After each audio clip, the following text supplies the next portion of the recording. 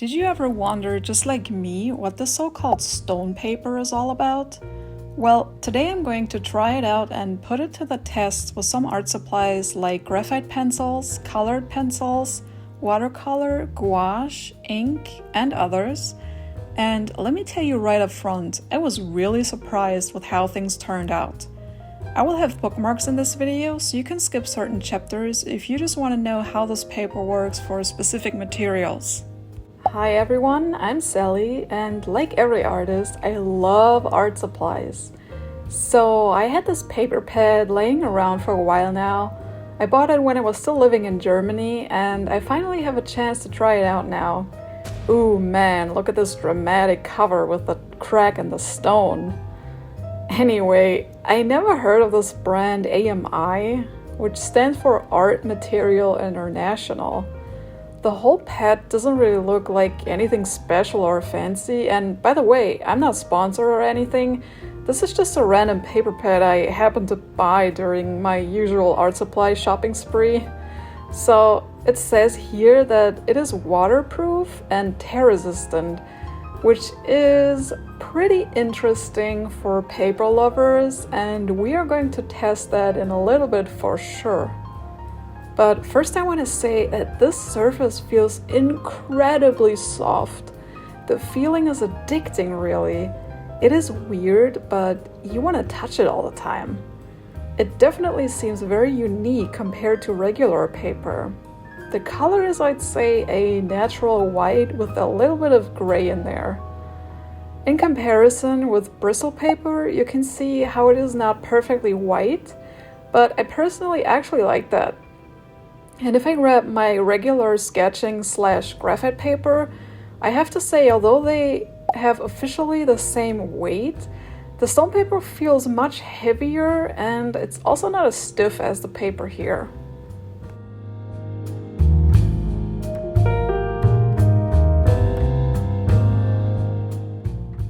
In terms of using water, yes, this pond is actually sitting on top of the surface. It is going nowhere. I'm going to wait a while and see what happens. 2 hours later. Well, I guess nothing happens. Water's still there, so I'm going to get it off and wipe it a bit. As you can see, if you take it a bit lighter with the water, the paper will still absorb it. It's not completely waterproof, but however the amount of water touching the paper, it will not warp, bend, nothing. This is really interesting for some water-based materials in good and bad ways. I'm impressed. As for the tearing, it is not tear resistant, but it takes a lot more force and active tearing to be able to rip it apart. The company should state it more like less chance of tearing. Let's just say, while you're working or grabbing the paper, you won't tear it, and from what I can see, you won't get paper cuts either. You are able to crumple and fold it, but it just feels so different. I really like it so far. Now let's use some tools on this baby. Just blindly diving into it, my first impression is that the surface is extremely fine. Like, there is some tooth on this paper, but the grain seems very fine. Check out the comparison of this and the regular paper, where you can see way more of the paper texture. Also, what I noticed is that the surface kind of rubs off the tip of the pencil very fast, causing the application to be very smooth. On the regular paper, you have sharper lines for a longer time. Alright, so I prepared these sheets here with tape, and I'm going to fill in each of these fields with different pencil grades. The left side shows my regular paper, and the right side is stone paper. I wanted to show you this because when I was test drawing, I felt like lighter pencil grades seemed darker on the stone paper than on the regular paper. I'm trying to use the same pressure on both sides here.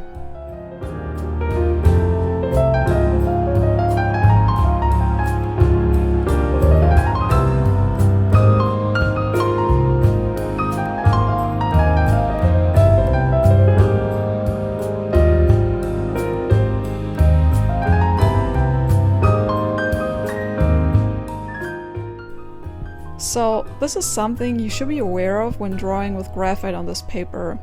Me, for example, I usually like light shading, and I was surprised by how much darker an H pencil looks on this paper. This might result in using an even lighter grade on this paper. For example, if you want to achieve an H grade look, maybe use a 2H grade instead.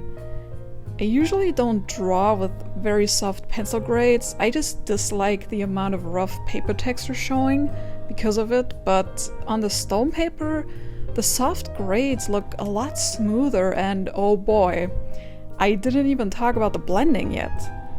My drawing routine includes using a blending stump and makeup brushes. This is how I blend my graphite mostly, and at this point, I think I fell in love with this paper. The blending is so smooth, I cannot believe it. I was honestly shocked.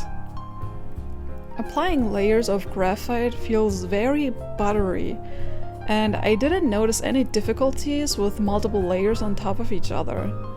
Erasing is also not a problem. In fact, I think it's actually easier. I really can't wait to draw an actual portrait on this paper, which you will see me doing in my upcoming video. Oh, by the way, I also tried out using a fixative. Since the graphite is so easily movable across the paper, I was expecting the fixative to have no effect at all, or maybe it wouldn't dry well. But no, the fixative actually works just like with normal paper. What I just said for the graphite also applies for the colored pencils on this paper. It makes the application so buttery and smooth compared to normal paper. I just really like the soft texture, I have to say. I really only use colored pencils for an artwork because I can never get over the strong, rough texture no matter what paper you use, and for colored pencils you actually need tooth on the paper to be able to layer colors. So I am very surprised and pleasantly shocked that with the stone paper I can still use layers and blend, but also don't have that strong texture. Of course, this is a preference, and some of you might love the signature texture of colored pencils, so it's up to you. But you can build up your layers just like with regular paper.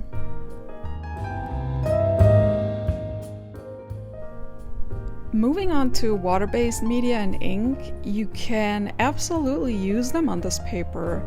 If you draw with fountain pens, I actually love the feeling and would use the paper for it. I just noticed the lines will smudge a lot if you touch them, so be aware of that. You can also lay down a wash of ink no problem.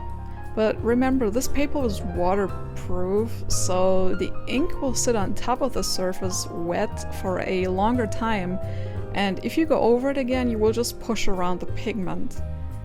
You will also always have these edges, so if you just want to fill in some shapes with color, I'd say go ahead, but for an actual professional artwork, I would probably stay away from this paper.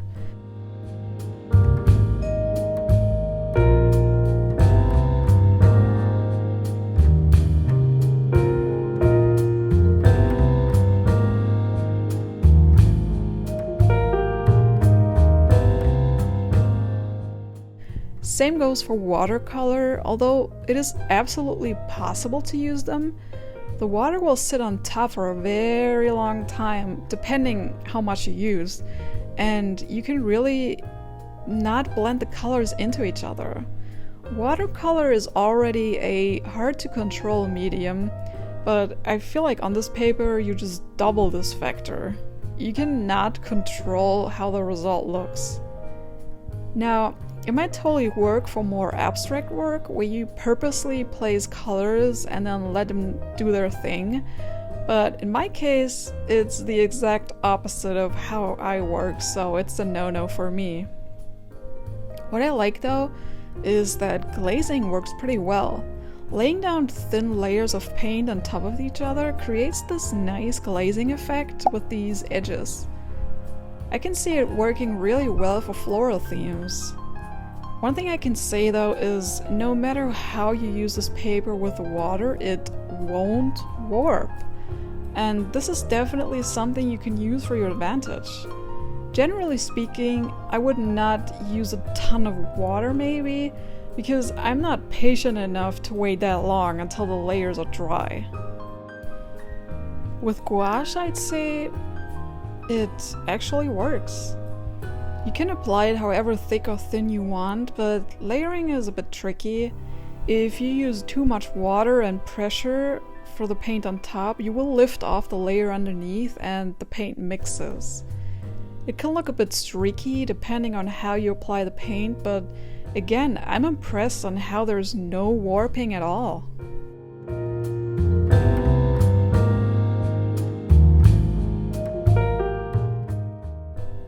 Mentioning other art supplies like markers, I do not recommend this paper for markers at all. The color looks completely muted and faded, and applying another layer just completely smudges everything, and it just doesn't work with this paper.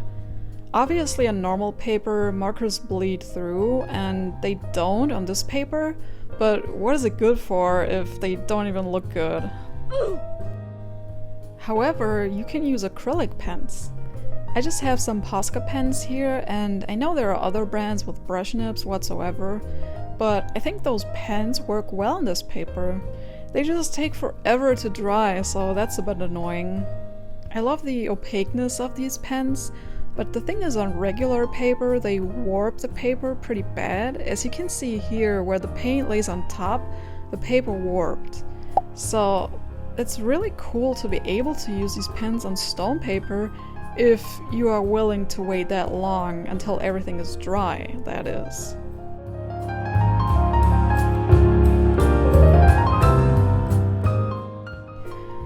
So after trying out all these different types of art supplies, what do you think about this paper? First of all, the feeling is so amazing. I cannot get over the soft touch of the surface. It is a really pleasant experience working with this paper. About the performance, I want to state out that I generally don't believe in a one-fits-all solution for anything. And I never expected this paper to be so revolutionary to be able to handle all art supplies. Now, obviously, for some materials, this paper works better than for others, just like with regular paper, but can we acknowledge the fact that, while in my opinion, this paper is absolutely incredible for graphite and colored pencils, it also has this outstanding feature of no buckling? Now, would I choose this paper for watercolor pieces? No, probably not. I would trust traditional cotton paper more over the stone paper, but you have the opportunity to incorporate wet materials as well as having a super smooth surface, even if it is limited. Well, besides from the longer drying times. I was amazed, honestly, sometimes. I like to incorporate gouache in my pencil artworks, and I might actually be able to do this on stone paper now, instead of super expensive watercolor paper. I feel like this paper has been around for a while now, yet I still rarely see artists talk about it or actually use it frequently, and I wonder why that is. What about you? Did you ever try out this paper, and if so, do you like it? Let me know in the comments. I think this paper is seriously underrated, and I'm really looking forward to try it out with an actual drawing. If you want to see how this one turns out, stay tuned for my next video.